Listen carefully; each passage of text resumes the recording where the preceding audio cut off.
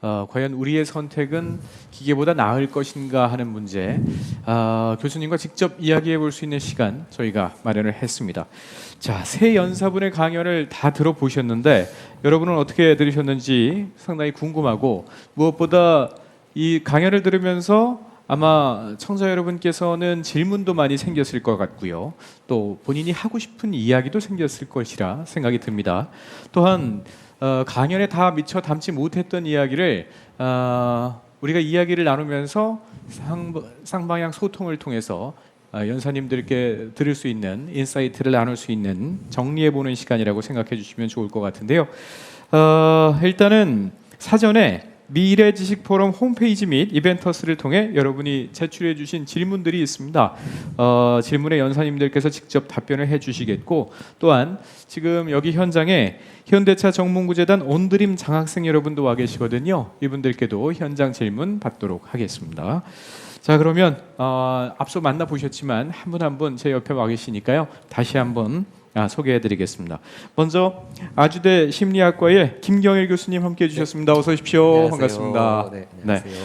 그리고 고려대 국어국문학과의 신지영 교수님 함께해 주셨습니다. 고맙습니다. 안녕하세요. 네. 안녕하세요. 그리고 고등연구원 수학부의 김상현 교수님 함께해 주셨습니다. 네, 안녕하세요. 고맙습니다. 자, 그리고 저희가 이분들뿐만 아니라 조선일보 공익세션 더 나은 미래의 김시원 편집장님께서 저와 함께 토론을 진행해 주시겠습니다. 어서 오십시오. 고맙습니다. 자, 지금부터 이제 토론을 좀 시작해 볼 텐데, 본격적인 토론에 앞서서 일단은 이 미래지식 포럼을 준비하면서 편집장님께서 직접 기획부터 참여를 해 주신 걸로 알고 있거든요. 어떻게 이 포럼이 생기게 됐는지 취지부터 좀 설명해 주시죠. 예, 저 지식이 주는 힘이라는 게 있잖아요. 작년 초에 코로나로 네. 많은 사람들이 한창 어려운 시기를 보내고 막막해하고 답답해하는 일들이 있었어요. 현대차 정문구재단과 이런 이야기들에 대해서 좀 이야기를 나누다 보니까 그런 그 보다 근본적인 것, 어떤 일이 닥쳐도 우리 마음 붙잡아 줄 수 있는 게 무엇일까 생각을 하다 보면 그게 바로 지식이 아닐까라는 생각을 하게 됐습니다. 그래서 지식의 최고봉에 있다는 교수님들을 만나서 각 분야의 교수님들께 우리가 앞으로 삶을 잘 살아내기 위해서는 뭐가 필요하냐라고 물었더니 공통적인 키워드로 뽑아주신 게 연결이었습니다. 그래서 생태학, 심리학, 범죄학, 도시공학 이런 교수님들을 모시고 연결이라는 키워드로 이야기를 풀어간 포럼을 개최를 했고 결과가 아주 좋았죠. 그래서 작년에 동시 접속자 수가 2,000명 정도 될 정도로 인기가 좋았습니다. 네, 사실 지식이라는 단어, 포럼이라는 단어 자체가 주는 좀 현학적인 어지러움이 있거든요. 그럼에도 불구하고 저는 선입견을 가지고 봤습니다만 보는 내내 이건 누구나 들어도 재밌을 수 있고 누구나 들어도 함께 소통할 수 있겠구나라는 생각이 또 들었습니다. 그런 면에서 이 포럼이 다른 포럼과의 차별점이 있는 것인가라는 생각도 들었는데, 편집장님께서 생각하시는 이 포럼만의 차별화가 있다면 어떤 거 있을까요? 일단 전 세대가 즐길 수 있는 지식 강연이라는 점인데요. 예. 깊이 있는 지식을 네. 재밌고 쉽게 전해서 공감을 일으키고 각자의 나이와 각자의 상황에 맞게 앞으로 어떤 삶을 살아갈 것인가를 생각을 하게 하고 앞으로 나아가게 하자는 취지로 만들었고, 그 역할이 가능하다는 걸 지난 포럼에서 확인을 했습니다. 네, 1회 때는 이 포럼 주제가 연결이라고 말씀을 해주셨는데 2회 때는 이 주제를 선택으로 잡았어요. 특별히 선택을 선택하신 이유가 있나요? 어느 해보다 사실 선택이 네. 중요한 한 해가 될 것 같다는 생각이 들었어요. 네. 기후변화, 감염병 위기, 이로 인한 양극화가 우리에게 미룰 수 없는 선택들을 요구하고 있고요. 예. 정치적으로 사실 지금 중요한 선택의 순간들을 맞이하고 있습니다. 우리의 크고 작은 선택들이 모여서 미래를 바꿀 거고, 그리고 지구의 운명을 결정짓는 순간이 올 거고, 그래서 우리가 이 시점에서 좋은 선택은 뭔지, 우리는 왜 이렇게 서로 다른 선택을 하는지, 그리고 선택이 앞으로 어떻게 세상을 바꾸는지에 대해서 생각해보는 시간을 가져보는 게 좋겠다는 생각이 들어서 선택이라는 키워드를 선택했습니다. 네. 자, 그 어느 때보다 또 우리는 선택이 굉장히 중요한 시기이기도 한데 그만큼 많은 분들께서 관심을 갖고 이 포럼을 지켜보시지 않을까 싶습니다. 사전 질문 굉장히 많이 올라왔는데 그 중에서 이제 선택된 질문도 궁금하다고 말씀드렸거든요. 일단 어떤 질문들이 올라왔는지 궁금합니다. 먼저 좋은 선택이란 무엇인가로 강연을 들려주신 김경일 교수님께 네. 이런 질문이 도착을 했습니다. 사실 이게 이 비슷한 질문들이 굉장히 많이 왔는데요. 선택이 너무 어려워서 선택을 미루거나 포기하는 것들에 대한 고민 이런 거에 대한 질문이 좀 많았어요. 그래서 대학생 유아현님께서 주신 질문 하나 같이 보면요. 네. 요즘 선택의 상황을 맞닥뜨릴 때 나쁜 선택을 하기보다는 선택을 유보하는 게 낫지 않나 하고 선택하지 않는 것을 선택하게 됩니다. 선택을 유보하거나 포기하는 것은 무책임한 일인가요? 라고 질문해 주셨습니다. 요즘 시국과 굉장히 잘 어울리는 질문인데요. 네. 그러니까 더더욱 그 답변을 좀 조심스럽게 드릴 수밖에 없게 될 것 같은데, 예. 지금 참 중요한 질문이면서도 많은 분이 해주시는 그런 질문을 하셨는데요. 네. 주셨는데 지금 이 질문 안에는 제가 보기에는 예전에 내가 나쁜 선택을 해서 되게 속상해하고 후회를 많이 했다는 그런 경험이 녹아 있는 것 같아요. 네. 그런데 그래서 이 질문에 대한 답변을 좀 두 가지로 드리고 싶은데, 첫 번째는 인간이 후회하거나 아니면 나쁜 선택이라고 나중에 스스로 굉장히 속상해하는 그런 경우가 뭐냐면, 첫 네. 번째가 실제로 내가 의견이 없는데도 의견이 있는 것처럼 그렇게 소위 말해서 거짓으로 내 의견을 얘기하고 거기에 맞춰서 이렇게 자기도 모르게 몰려갈 때, 그때 나쁜 선택이나 후회할 만한 선택을 하는 걸로 많이 나옵니다. 예. 네. 두 번째, 네. 이게 참 심리학에서 오랫동안 연구했던 건데요. 지쳐있을 때 선택을 하면 대부분 무언가 후회할 선택을 합니다. 그러니까 여기서 지쳐있다라는 건 정신적으로도 그렇고 그리고 육체적으로도 그런데요. 그래서 왜 그런 얘기 있잖아요. 피곤할 때 주식 투자하지 마라. 그다음에 배고플 때 상대방을 보거나 아니면 심사위원으로 나가지 마라. 그러니까 이게 뭐냐면, 사람이 한쪽에서 육체적으로 굉장히 기본적인 욕구가 박탈되면 그거를 굉장히 엉뚱한 방식으로 메꾸려고 하는 그런 현상이 나오거든요. 네.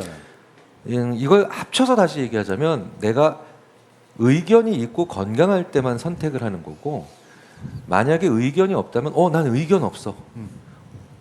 몰라 알아. 아니 나는 의견이 없어. 그러니까 자신 있게 나는 없다라는 거를 얘기할 수 있는 그런 자세가 필요해요. 어허. 네네.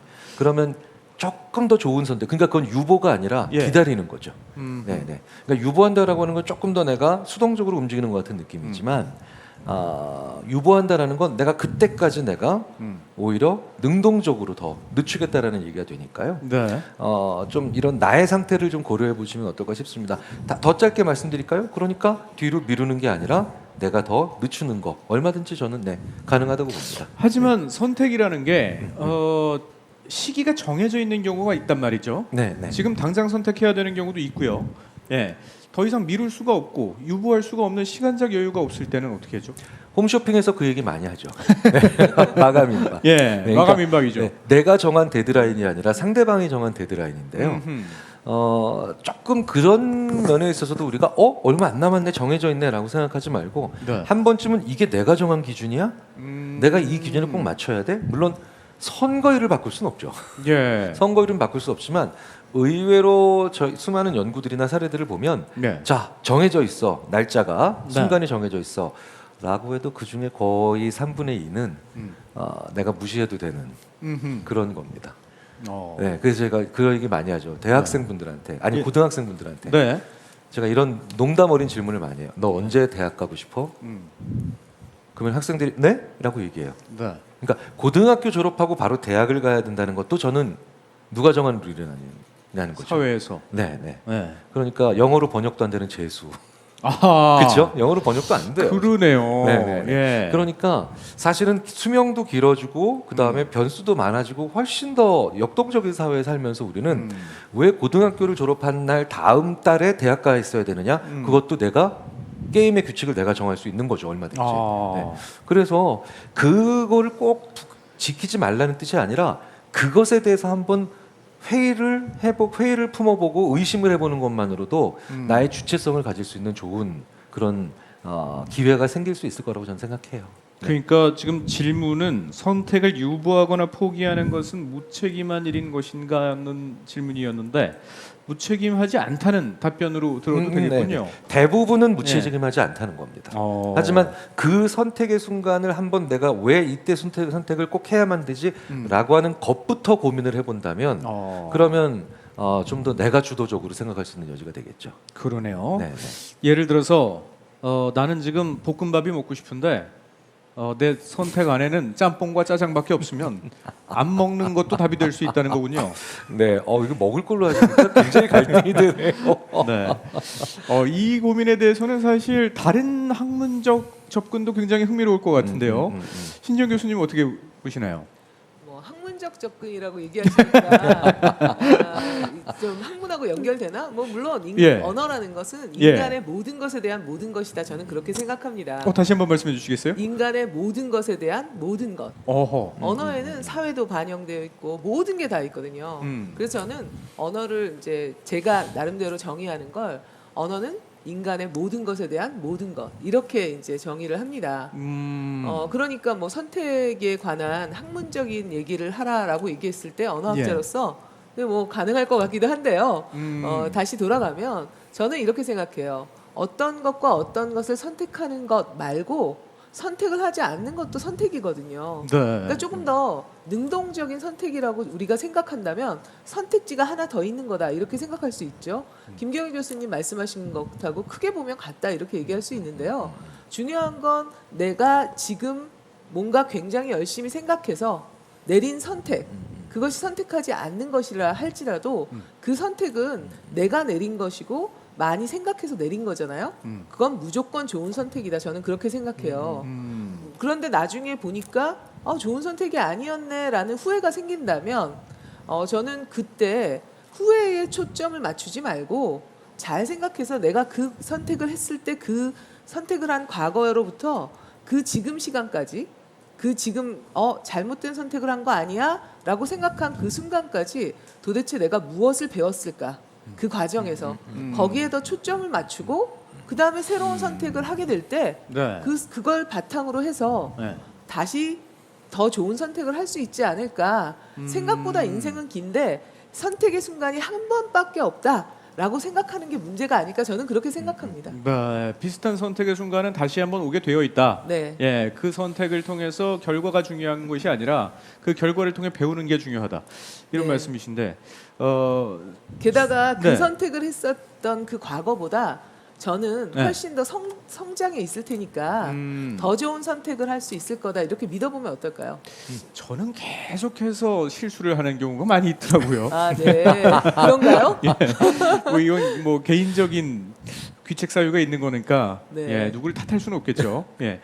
이 수학적 관점에서 보면 이게 조금 다르게 들릴 수 있을 것 같은데 왜냐하면 예를 들어서 민주사회는 다수결로 결정이 되는 경우가 많이 있지 않습니까?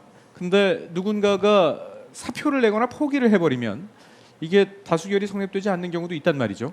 이럴 때는 좀 무책임하게 그 선택이 들릴 수도 있지 않을까라는 생각도 드는데요.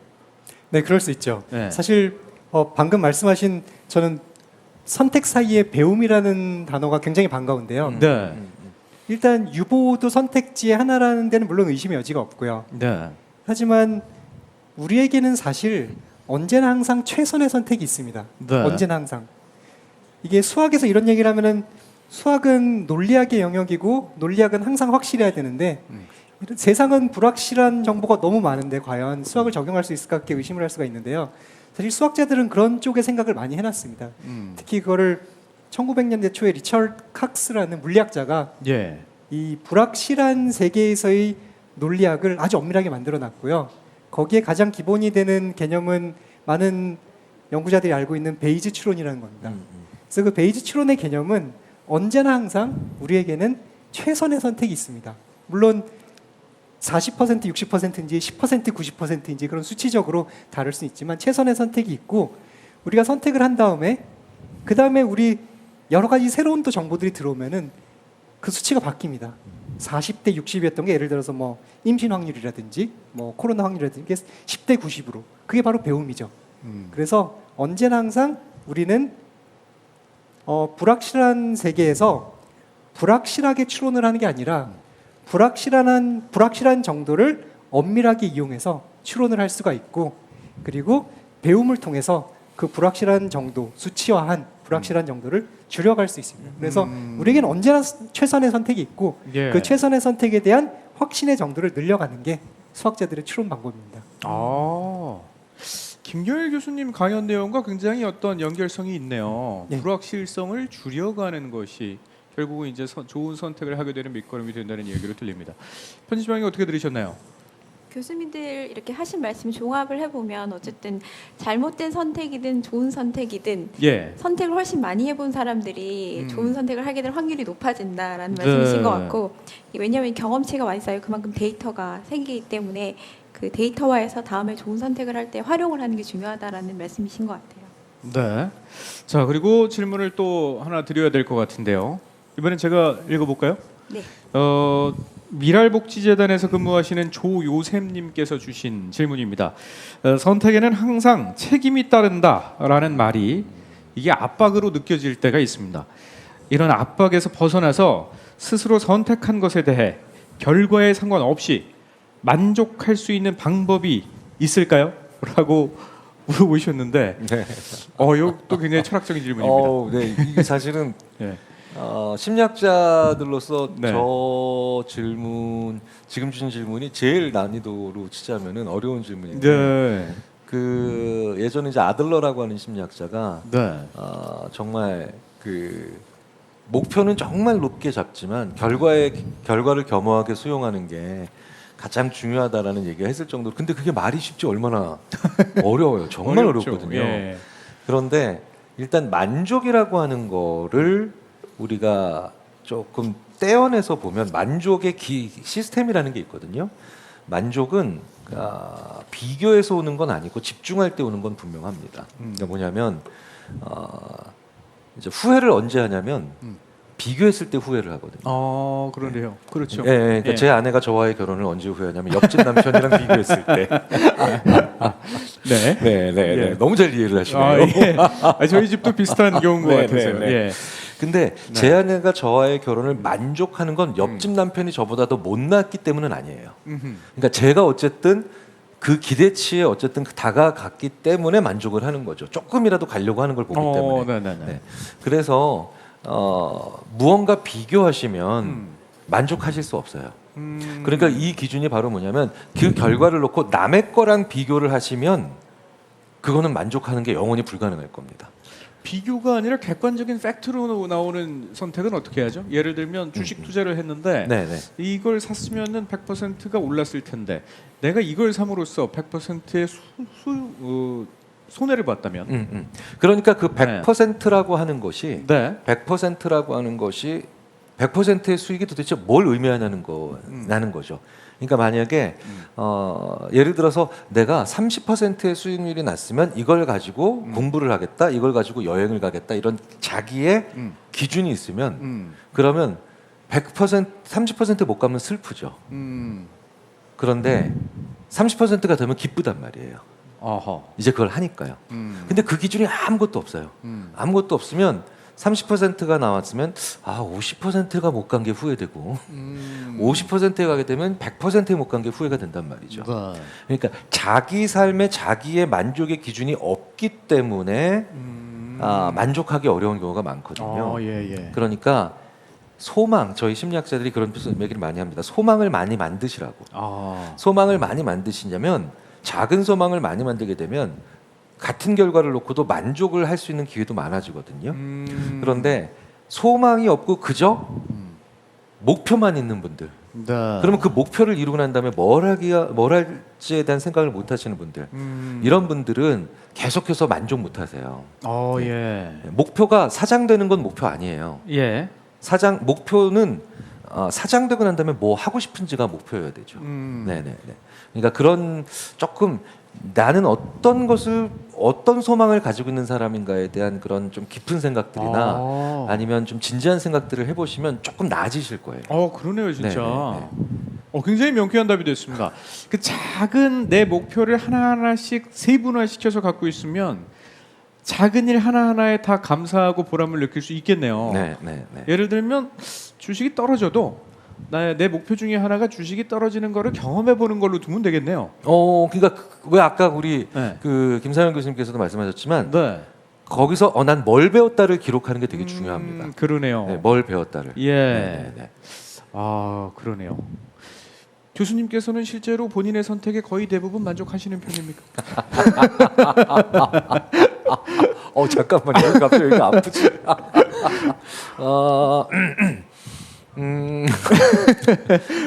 그런데 예. 그거는 합니다.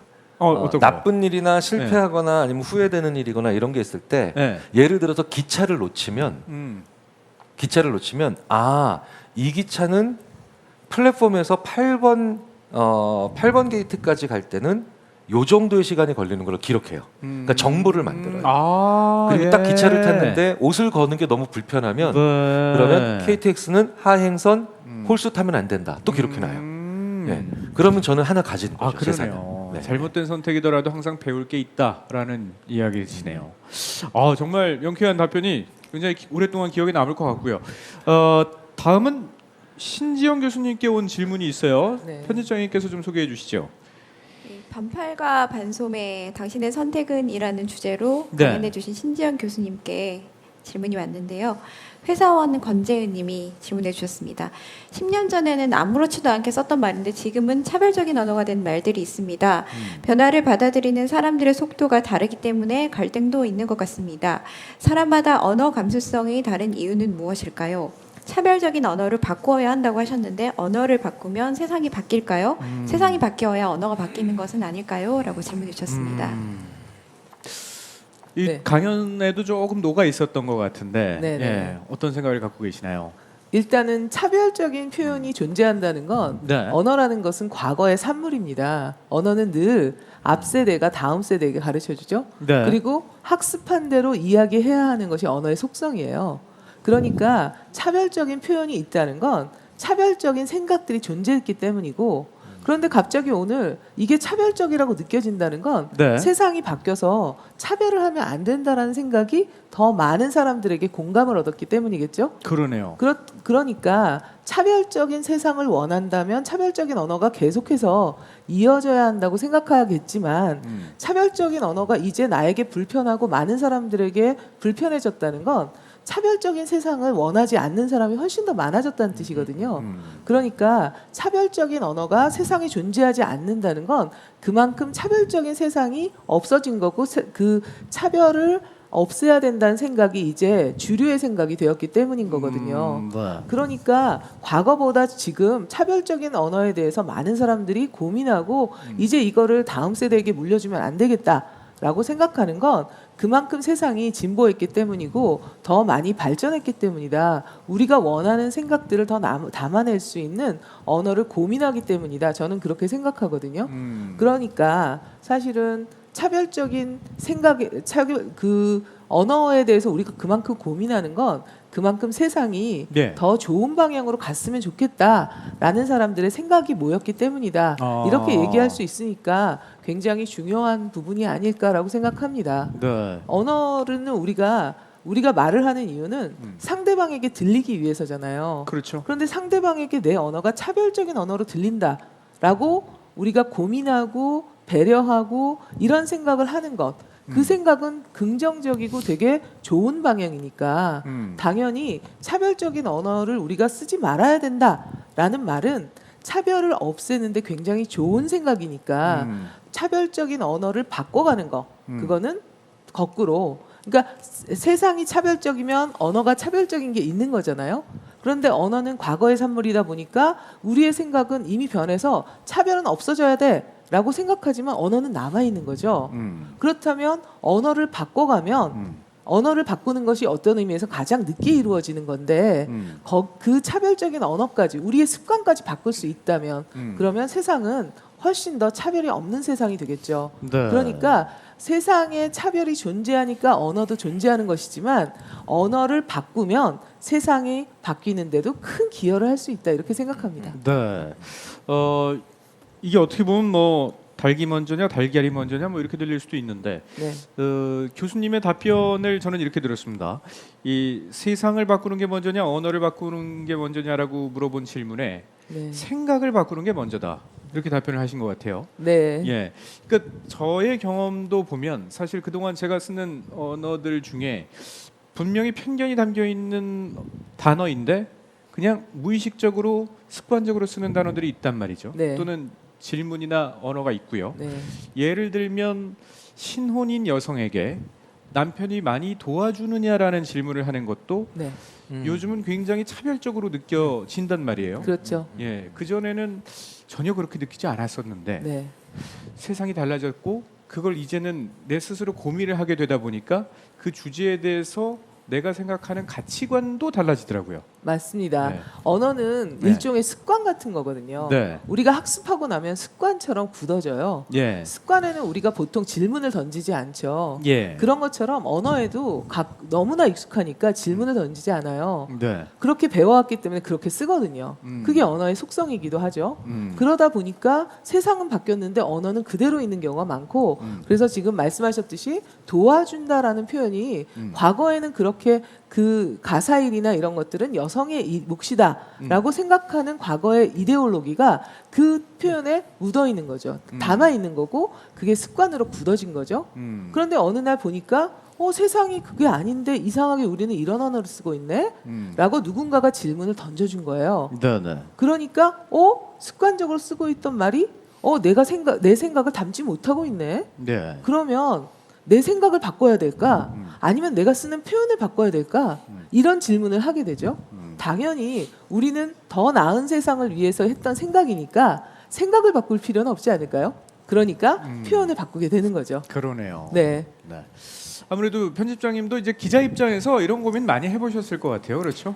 네, 그렇죠. 아나운서님도 언어에 대해서 각별한 관심이 있으실 테지만 저희도 이제 기사를 쓰다 보니 언어의 선택에 대해서 많이 생각을 하게 되는데 말씀하신 대로 세상이 바뀌어서 언어가 바뀌는 것도 있지만 언어가 바뀌어 세상이 바뀌는 부분도 확실히 있는 것 같아요. 저희 사회복지 대상자를 흔히 수혜자라고 부르는 경우가 많거든요.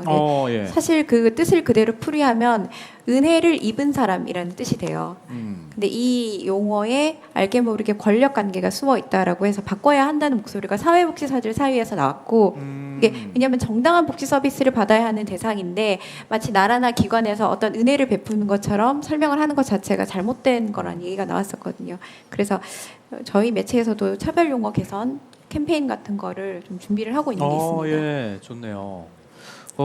신 교수님께 질문이 하나 더 들어왔어요. 네네. 예.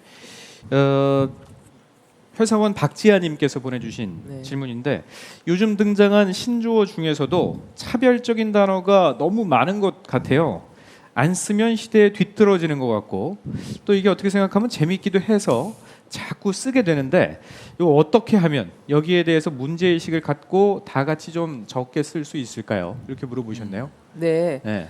신조어 자체는 문제가 되지 않죠. 사실은 새로운 말이니까 네. 새로운 말이라는 거는 우리가 어떻게 보면 부정적으로 대할 필요는 없다고 생각해요. 네. 대체로 이제 제가 어떤 책에서도 썼지만 언어도 권력이기 때문에 언어라는 건 앞세대가 뒷세대에게 물려주는 거거든요. 예. 가르쳐 주는 거거든요. 그런데 신조어는 대체로 만드는 게 누구냐? 젊은 사람들이에요. 언어 권력으로 보면 권력이 없는 사람들이죠. 그래서 늘 요즘 어른들은 요즘 애들의 말에 대해서 그 신조어에 대해서 네. 불편한 생각을 해요. 왜? 언어는 내가 가르쳐 주는 건데 내가 배워야 되잖아요. 그렇죠. 권력 관계가 역전되잖아요. 예. 그런 마음속의 불편함, 말로는 표현하지 않지만 그래서 늘 요즘 어른들은 신조어나 새로운 말에 대해서 반대 세력이에요. 늘. 네. 그리고 요즘 아이들은 새로운 말을 만들려고 하고요. 네. 그러니까 신조어에 대한 태도는 우리가 좀 그렇게 생각해 보고요. 그런데 문제는 새로운 말이 만들어졌는데 그 말이 차별적이다. 근데 이 질문에 사실 답이 다 들어가 있네요.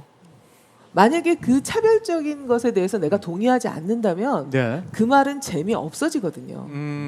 배우고 싶지 않아지거든요. 그렇죠. 그러니까 이 말이 왜 내가 재미있고 배우려고 할까? 그 질문부터 한번 해보면 어떨까요?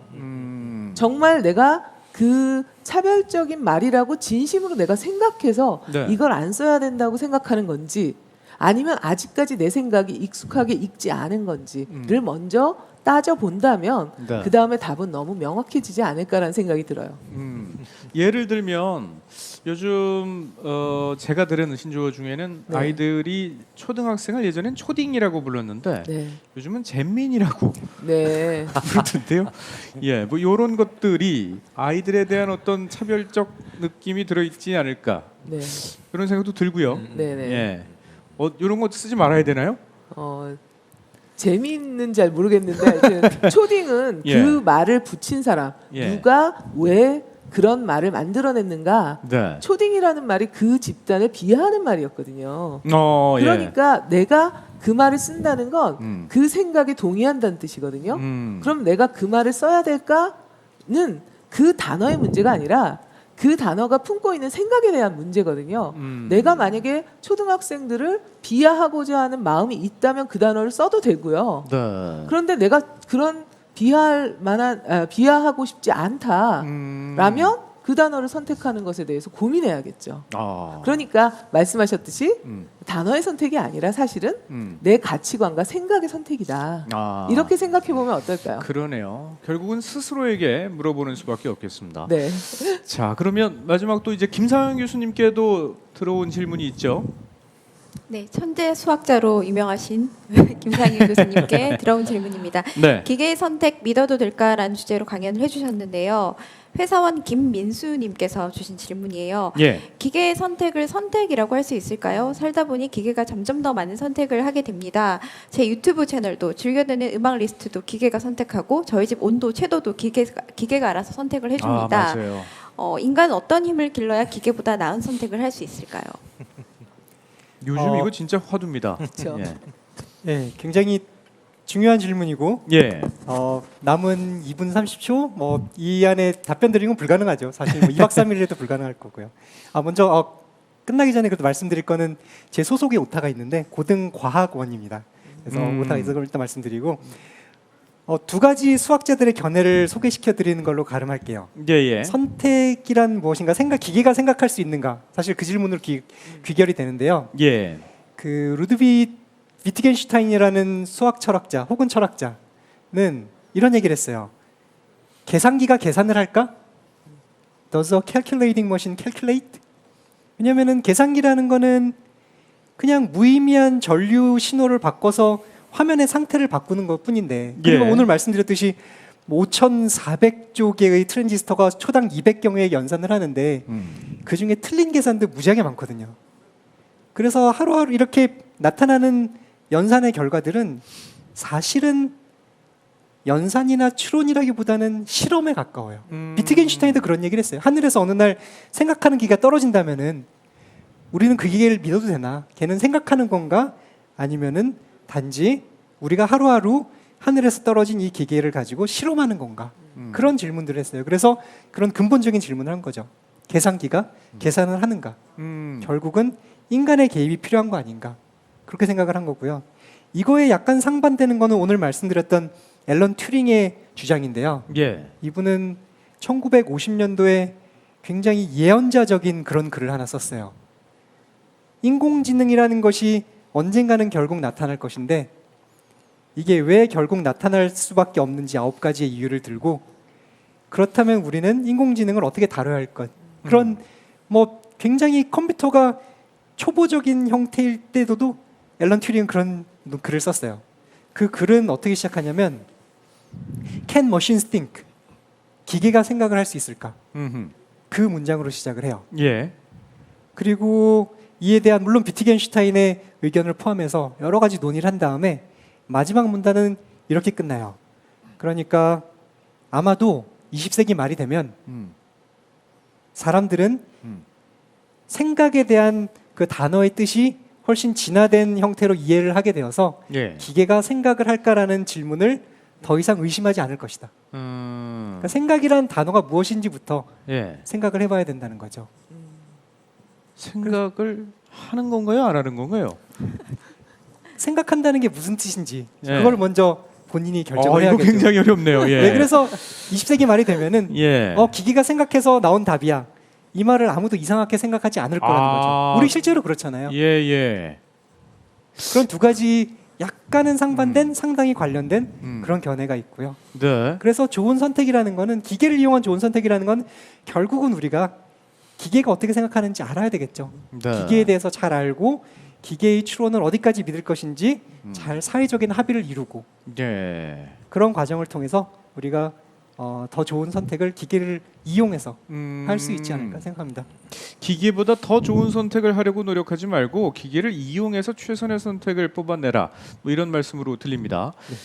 강연 중에 하셨던 얘기 중에는 저는 뜻깊게 들었던 게 마지막에 그 괴델의 정리였나요? 불안정성에 대한 정리. 그러니까 이제 참이돼 증명할 수 없는 명제가 있다라고 말씀해 주셨는데 대표적인 생각이 드는 게 아내의 말은 항상 옳다. 이거 늘 참인데 이거 증명이 안 됩니다. 예, 어떻게 생각하십니까? 굉장히 중요한 포인트죠. 참이라고 생각하지 않는 거죠. 그런 건가요? 그러니까 그렇게 생각하죠. 그래 네. 그렇겠네요. 네. 예. 그러니까 저희 집에서는 솔직해져야 증명도 돼요. 가능합니다. 예. 사실은 솔직해져야 돼요. 스스로에게 솔직하지 못했던 네. 그러네요. 네. 예. 참이라고 생각하면 스스로 참이라고 증명할 수 있는데 네. 참이라고 생각하지 않기 때문에 네. 생각이 안 나는 거죠. 역시 석학이십니다. 네, 마무리까지 아주 명쾌하게 정리를 해주셨네요. 네, 편집장이 정리 좀 해주시죠. 일단 제 얘기 듣고 보니까 튜링이라는 학자가 1950년대에 네, 기계의 생각이라는 논문을 썼다는 것도 되게 신기한 것 같고 이게 AI잖아요. 그래서 지금으로 치면 AI를 미리 상상을 했다는 건데 그게 굉장히 신기한 것 같아요. 네, 세 분 교수님들 강연을 듣고 차례로 모시고 토론을 해보니까 네네. 이렇게 정리를 해볼 수가 있을 것 같은데 모든 선택은 다음 선택을 위한 소중한 데이터가 될 수 있다. 편견을 갖지 않고 다양한 선택을 경험해본 사람이 결국은 더 좋은 선택을 할 수 있게 된다는 원리를 오늘 세 분 교수님과 함께 들어본 것 같다는 생각이 듭니다. 예. 사실 굉장히 묻고 싶은 것도 더 많고 나누고 싶은 이야기도 너무너무 많은데 시간적 제약 때문에 여기서 정리를 해야 된다는 게 참 아쉽습니다. 그래도 덕분에 굉장히 의미 있고 재미있는 시간이었습니다. 함께해 주셔서 너무나 감사드리고요.